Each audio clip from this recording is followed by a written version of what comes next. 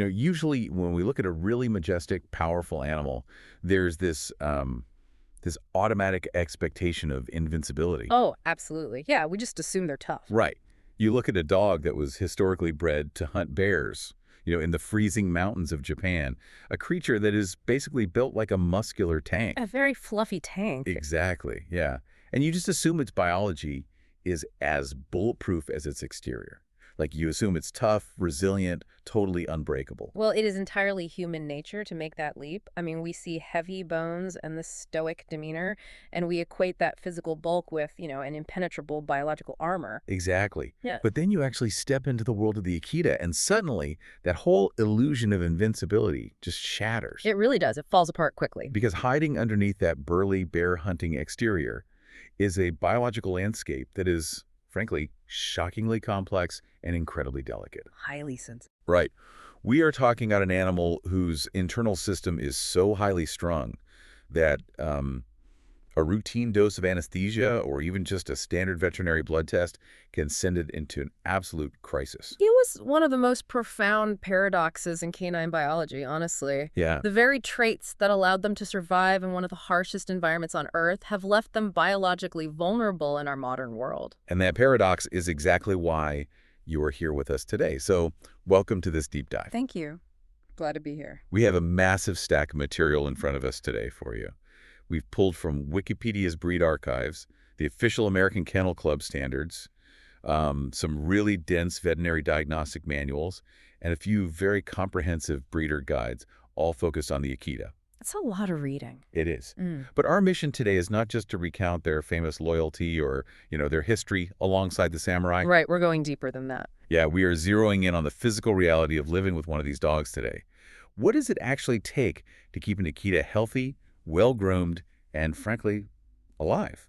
It's a conversation that every prospective owner absolutely needs to hear. Because, loving the idea of an Akita is very different from managing the reality of their physiology. Okay, let's unpack this. Well, Because when you dig into the literature, you realize almost instantly that you aren't just dealing with a generic large dog. Yeah. You are dealing with a highly specialized organism. if we connect this to the bigger picture, you have to remember the crucible this breed was forged in. The Akita was engineered by nature and early breeders for the snow country. The Tohoku region, right? Yes, in northern Japan. And that is an unforgiving, freezing, mountainous terrain. So when we examine their grooming needs or their health vulnerabilities, we are fundamentally examining a living, breathing artifact of those Japanese mountains. And to really grasp what that means, I think we have to start with the most obvious feature. The very first thing you notice when you look at one, that magnificent plush coat. It is stunning. It's beautiful, yeah. But it was essentially engineered as extreme survival gear, right? Beyond just survival gear, it is a highly active thermodynamic system. Wow. Yeah. To survive sub-zero temperatures and hunt large game, like the Yezo bear or wild boar, they developed a very specific double coat. You have a stiff, straight outer coat. The guard hairs, right. Exactly. Those guard hairs are designed to physically repel water, snow, and ice. And underneath that is a dense, incredibly soft, downy undercoat that traps heat against the body, acting as a profound layer of thermal insulation. And they are so adapted to that snowy environment that they even have webbed toes, which is wild to me. Yeah, it helps distribute their weight. Almost functioning like natural snowshoes. And despite having all this dense fur, the sources say they are notoriously clean dogs. They actually groom themselves obsessively, almost like cats. They really do. And they completely lack that oily, doggy odor that you usually get with heavy-coated breeds.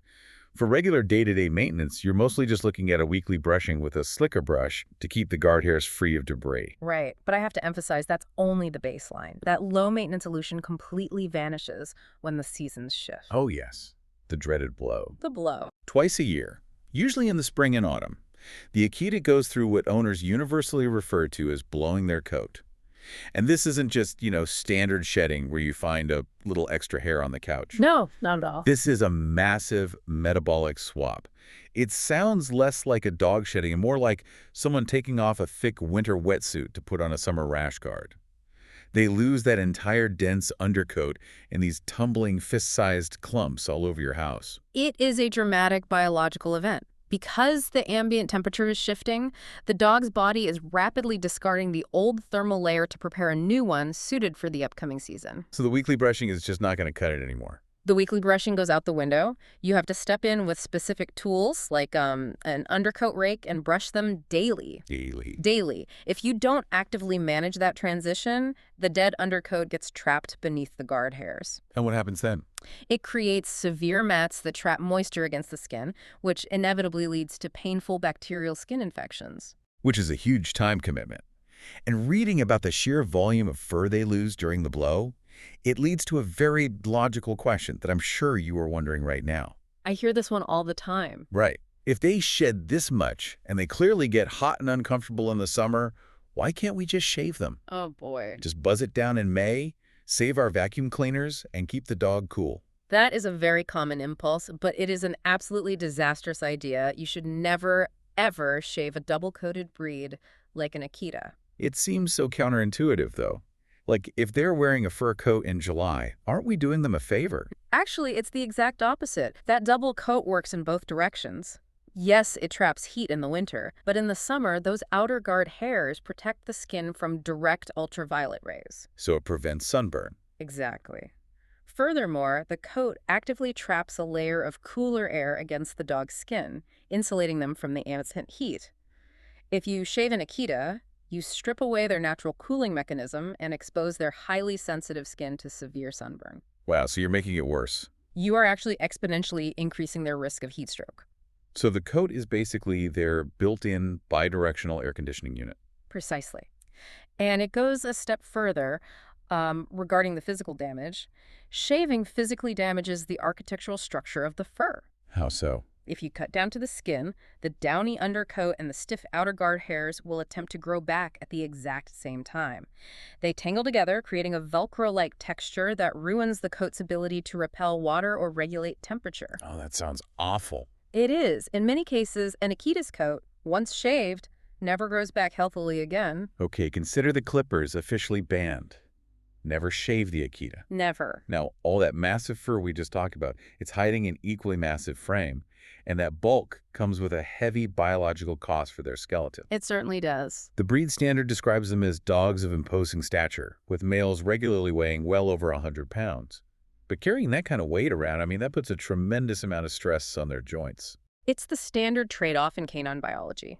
A rugged, heavy bone build almost always comes with orthopedic vulnerabilities. For the Akita, the primary concerns are hip dysplasia and elbow dysplasia. Which is such a devastating diagnosis for a dog that really wants to be active. In hip dysplasia, if I understand the sources correctly, rather than the ball of the joint gliding smoothly inside the socket, there's a malformation. The joint is loose or misshapen, right? Yes, exactly. Instead of a smooth, lubricated glide, the bones grind against each other. Ouch. Over time, that constant daily friction wears away the protective cartilage. The body tries to stabilize the loose joint by laying down more bone, which leads to bone spurs, severe osteoarthritis, and chronic debilitating pain. Which is why reputable breeders are so obsessed with testing. They insist on getting an orthopedic foundation for animals, or OFA reading of fair or better, before a dog is ever allowed to breed. Right, trying to weed those malformations out of the gene pool. But genetics are only part of the battle here. The environment, specifically diet and weight management, plays a massive role. Akitas are notorious for being intensely food possessive, which makes me think about the dangers of overfeeding them. It's a huge danger. If you have a dog with questionable joint genetics, putting extra weight on them has to be like loading way too much cargo onto a truck that already has a bad suspension system. Like you're guaranteeing a breakdown. It's actually worse than that. Yeah. The truck analogy implies that the weight is just a passive burden. But in canine biology, fat tissue isn't passive. Adipose tissue, fat, is biologically active. Wait, biologically active, what does that mean? It secretes hormones and pro-inflammatory chemicals throughout the body. So when you overfeed an Akita, you aren't just mechanically weighing down a potentially dysplastic hip. Okay. You are introducing systemic inflammation that actively degrades the joint tissue even faster. Keeping an Akita lean is the single most important thing an owner can do for their longevity. That is fascinating. The fat is actively attacking the joint. Yeah. And that systemic approach to diet shifts as the dog gets older too. Around age 7, the recommendation from the breeder guides is to transition to a less calorie-dense diet. not just to keep the weight off the joints, but as a specific defense mechanism against kidney disease, which older large breeds are highly susceptible to. Exactly. You are constantly managing the load on their internal organs just as carefully as you manage their skeletal frame. Which perfectly transitions us into the internal workings of this dog. And this is the part that I found genuinely mind-blowing in the sources. It's a lot to take in. It really is. We know the Akita is fiercely protective of its territory and its family. The traditional Japanese proverbs describe them as being tender in heart and strong in strength. They are the ultimate guardians. But fascinatingly, this hypervigilance, this intense guarding instinct, seems to extend inward to their biology. It does. Their immune system can be so active that it essentially goes rogue. It is a striking biological parallel. The protective mantle of the immune system, which is designed to identify and destroy external threats, gets confused. It loses its ability to distinguish between a foreign invader and the dog's own healthy tissue. The sheer number of autoimmune diseases this breed is susceptible to is staggering. Can you walk us through what that actually looks like in practice, rather than just listing out the medical dictionary? What is happening inside the dog when, say, a condition like Vogt-Koyanagi-Harada or VKH syndrome takes hold? VKH is one of the most devastating examples of this immune confusion in the Akita. In a healthy dog, the immune system ignores the body's melanocytes. Those are the cells that produce pigment. Right, exactly. The cells that produce pigment in the skin, the coat, and the eyes. But in an Akita with VKH, the immune system suddenly tags those pigment cells as dangerous pathogens. It launches a full-scale attack to destroy them. So the dog's body is literally attacking its own coloring. Exactly. Visually, you'll see sudden and severe depigmentation. The dog's nose, lips, and eyelids might turn pink or white. They can even lose their claws. But far more seriously, because the eyes are heavily pigmented, the immune system attacks the retinas, causing severe inflammation, pain, and very often rapid blindness. That is heartbreaking. It is. The system designed to protect the dog ends up dismantling it. Here's where it gets really interesting. That hyperreactivity doesn't just apply to chronic diseases. The veterinary literature notes that Akitas have documented severe immune sensitivities to things we consider completely routine in modern pet care. Things you wouldn't even think twice about with another breed. Right. Certain vaccines, standard insecticides, common anesthetics, and tranquilizers can trigger massive adverse reactions. It's almost like having a high-tech home security system that is wired so sensitively it occasionally triggers the alarm and locks down the house just because the homeowner walked through the front door. That is the defining challenge of Akita ownership. And that internal sensitivity extends right into their endocrine system, the glands that produce hormones. Right. The literature mentions things like hypothyroidism and diabetes, but the one that stood out to me was Cushing's syndrome. What is actually breaking down there? Cushing's syndrome is a malfunction of the adrenal glands where they overproduce cortisol. Okay, the stress hormone. Exactly. Now, cortisol is the fight-or-flight hormone. It's meant to be released in short bursts during a crisis. But in a dog with Cushing's, the body is flooded with it constantly. So they're just always stressed. It essentially keeps the Akita in a constant low-grade state of physiological panic. This suppresses their immune system, breaks down their muscle tissue, and causes them to drink and urinate excessively. It's a slow, agonizing degradation of their overall health. Wow. So you have a dog that requires an owner to be incredibly vigilant about tiny changes. A slight loss of pigment on the nose, an uptick in drinking water, a little lethargy. I mean, none of these can be ignored. None of them. But as if managing these chronic creeping conditions wasn't enough, we also have to talk about the acute dangers. The sudden, terrifying events that escalate from zero to life-threatening in hours. And the most prominent of those for any deep-chested large breed, including the Akita, is gastric dilatation volvulus, commonly known as bloat. This is one of those nightmare scenarios for a dog owner. Yeah. Walk us through the mechanics of what happens during a bloat event. It starts with the stomach filling rapidly with gas, often after eating a large meal or drinking a massive amount of water and then exercising. So the stomach just swells up. That is the dilatation phase, yeah. The stomach expands like a balloon. Wow. But the real danger is the volvulus, which is the twist. Because the stomach is enlarged, it can physically flip over on itself inside the abdominal cavity. Almost like twisting a balloon animal. Yes, and when that twist happens, it completely seals off both the entrance and exit to the stomach. So nothing can get in or out. Right. The gas continues to build through fermentation with nowhere to go. Even worse, the twisting clamps down on the major blood vessels supplying the stomach and the spleen. The tissue rapidly begins to die from lack of oxygen, and the dog goes into profound cardiovascular shock. And this happens fast, right? Very fast. If they don't receive emergency surgery within hours to untwist the stomach, it is fatal. That is absolutely terrifying. It's just a pure mechanical failure. It is. And it requires an owner who knows the signs. Unproductive retching, a hard distended abdomen, extreme restlessness, and knows they have to get to an emergency vet immediately. There is no wait and see how they are in the morning. Okay, speaking of vets, we need to talk about the blood quirk. I was reading through the veterinary notes and the sources, and I had to read this specific section 3 times just to make sure I was understanding it correctly. It's a condition called pseudo-hyperkalemia. It is a brilliant and highly dangerous evolutionary footprint. Right, so because the Akita is an ancient East Asian breed, their red blood cells have evolved differently than Western breeds like Labradors or Golden Retrievers. Yes. Akitas naturally have a much higher concentration of potassium inside their red blood cells. Now, when they're just walking around doing dog stuff, this is completely fine. But when you take them to the vet for a standard blood test, things get weird. They get very weird. The physical act of drawing the blood and the subsequent mechanical spinning of that blood in a laboratory centrifuge stresses those fragile red blood cells. Many of them break open, which is a process called lysis. And when they break open, all that extra natural potassium leaks out of the cells and into the serum being tested. Right. So the lab machine spits out a result that says the dog has dangerously high potassium levels, which is called hyperkalemia. But it's a false or pseudo reading.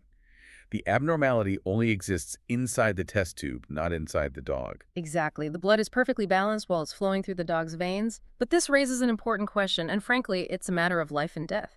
What happens if your veterinarian doesn't know about this breed-specific quirk? That is exactly where my mind went. If you have a vet who is incredibly well-meaning, but they mostly treat Golden Retrievers and Poodles, they're going to look at that lab printout and absolutely panic. They will. A truly high potassium level is a medical emergency that can cause cardiac arrest. An uninformed vet will see that massive spike on the chart and instantly attempt to treat a hyperkalemia crisis that doesn't actually exist. Oh my gosh. They will start administering intravenous fluids or medications designed to rapidly crash the dog's potassium levels. But the dog's potassium was normal to begin with. Right. So the vet is actively driving the dog's normal potassium down to dangerously low levels. Yes. The treatment itself can induce hypokalemia, which can trigger the very fatal cardiac event the veterinarian was trying to prevent in the first place. The cure becomes the poison. That really drives home a fundamental truth about this breed. Yeah. You cannot just treat an Akita like a generic large dog. You really can't. You absolutely have to find a veterinarian who has deep specific experience with primitive and Japanese dog breeds. If your vet doesn't know about pseudohyperkalemia or their extreme sensitivity to standard anesthetics, the hospital itself becomes a danger zone. It is non-negotiable. The relationship with an educated veterinarian is the lifeline for an Akita. Okay, let's take a breath and pull all of this together. We have covered a massive amount of biological ground today. When you step back and look at the total picture, keeping an Akita healthy for their full lifespan, which the sources note is typically around 10 to 14 years, it requires a staggering amount of dedication. It is an active, demanding, daily process of management. You are meticulously managing the biannual coat blow to protect their skin and their natural thermodynamics. You are strictly weighing their food to protect heavy, vulnerable joints from the active inflammation of fat tissue. Yes. You are constantly on the lookout for the subtle, early warning signs of an immune system that might suddenly decide to attack the dog's own pigment or flood the body with cortisol. And you are navigating a completely unique blood chemistry that can literally trick modern medical equipment. So what does this all mean? I think it means we have to fundamentally redefine our relationship with this breed. When you own an Akita, you aren't just caring for a pet. You are adopting a biological time capsule. A time capsule, yeah. But if we connect this to the bigger picture, it leaves us with a rather haunting consideration. The Akita is a highly specialized creature, perfectly adapted to the bitter cold of the ancient Japanese mountains. Right. But as our global climate continues to shift and as average temperatures rise year after year, you have to wonder how many of these ancient, hyper-specialized breeds are suddenly finding themselves biologically incompatible with the modern world. We might be asking an animal to thrive in an environment its body was never designed to endure. Wow. That is a heavy, incredible thought to end on. What happens to a snow country biological artifact in a warming world? It's something to think about. It really is. It just reinforces the reality that bringing an Akita into your life is a massive privilege, but it carries a profound, highly technical responsibility. Real strength isn't about being unbreakable. It's about the incredibly complex, delicate balance happening just beneath the surface. Thank you so much for joining us on this deep dive into the physical reality of the Akita. Keep learning, keep questioning, and we'll see you next time.